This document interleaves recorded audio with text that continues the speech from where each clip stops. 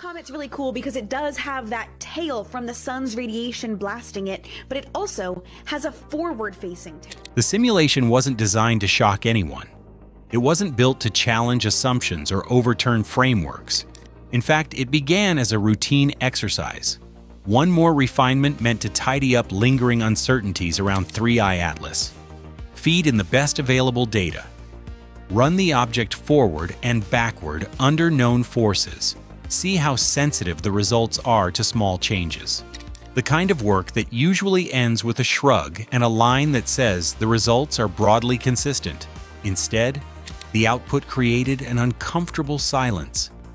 Under the most conservative assumptions, nothing exotic, nothing speculative, the simulation kept reaching the same conclusion, not loudly, not dramatically, just persistently. If the modeled conditions were even approximately correct, 3IATLAS should not still be intact. Not now. Not on the trajectory it was observed to follow, not behaving the way it did. At first, the response was disbelief. Simulations fail all the time. They're abstractions. They simplify. They exaggerate sensitivities. A bad initial condition or an underestimated uncertainty can snowball into nonsense. So the first reaction wasn't concern, it was troubleshooting. Parameters were checked, step sizes adjusted, numerical stability tested. Alternative integrators tried. The simulation was rerun under slightly different assumptions. Mass up, mass down, density tweaked, shape varied within plausible bounds.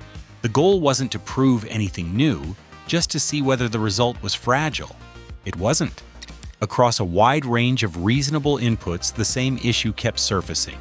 Tidal stresses, thermal cycling, and rotational forces combined in ways that, according to the models, should have disrupted the object long before the observation window closed. In some runs, it fragmented. In others, it spun itself apart. In a few, it survived, but only under conditions that strained credibility. That's when the phrasing changed. Instead of asking, why does the simulation fail? People started asking, why does the object survive? That's a subtle but important shift. It moves the burden of explanation from the code to reality. And reality, inconveniently, is harder to rewrite. The simulation assumed physics everyone agrees on: gravity, material strength within known ranges, heat absorption, and radiation based on plausible surface properties. No hidden engines, no miracle materials, nothing that would raise eyebrows in a methods section. And yet, under those assumptions, 3IATLAS was living on borrowed time. One of the most troubling aspects was longevity. The object wasn't just supposed to fail eventually, it was supposed to fail early, before reaching its observed state, before exhibiting the behaviors that had already been measured.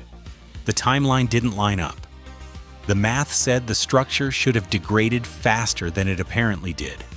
That mismatch didn't prove the simulation was right, but it did prove something else. At least one of the underlying assumptions was wrong or incomplete. Several candidates emerged. Maybe the object's internal structure was stronger than expected. Not impossibly strong, but unusually cohesive. That raised questions about formation environments. What kind of stellar system produces bodies with such resilience? How common are those systems? And why hadn't similar properties shown up more clearly before? Maybe the shape estimates were off. Elongation amplifies stress. A more compact geometry could buy survival time, but adjusting shape too far broke consistency with observed light curves.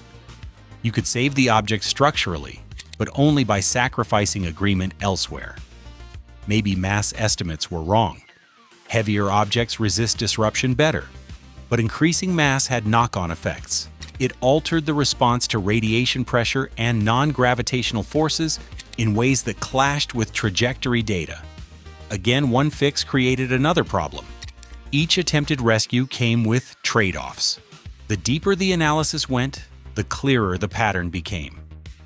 You could make 3IATLAS survive in the simulation, but not without pushing at least one parameter into uncomfortable territory.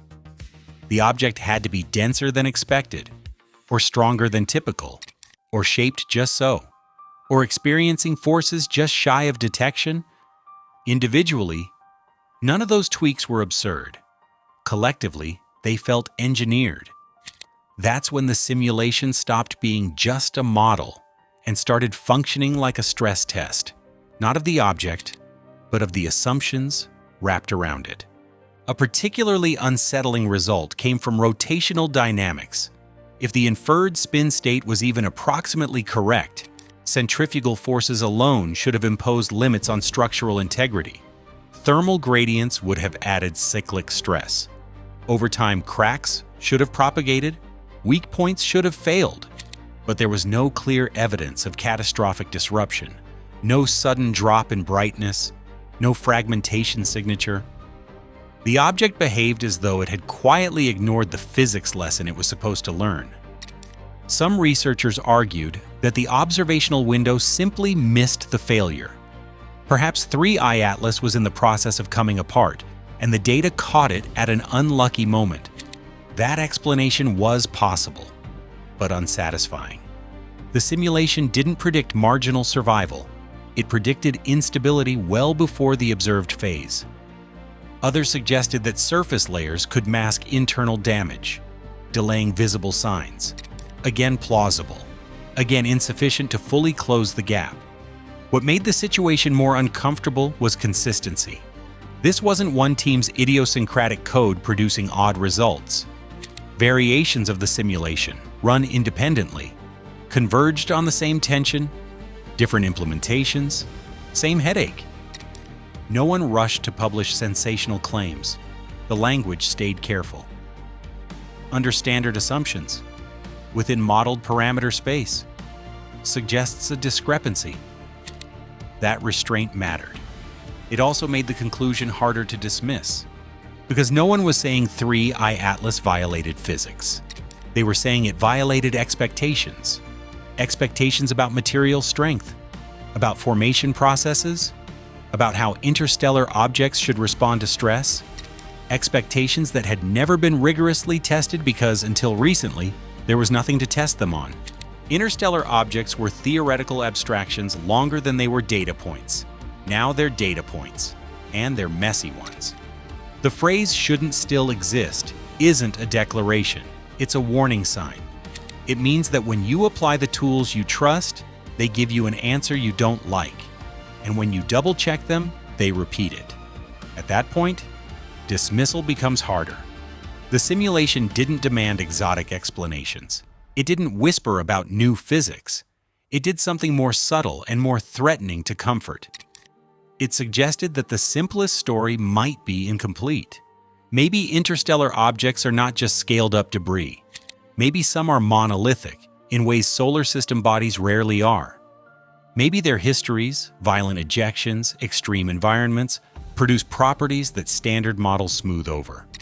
Or maybe the assumptions about stress accumulation, fracture propagation, and survival thresholds need revisiting in low-density, low-collision regimes. Maybe things break differently when they've spent millions of years alone. All of those possibilities are mundane in one sense. None of them require rewriting textbooks, but they all require work, careful, uncomfortable work. That's why the simulation mattered. It forced a reframing. Instead of treating 3IATLAS as a curiosity to be explained away, it became a probe, a test case exposing how little margin there is in current models.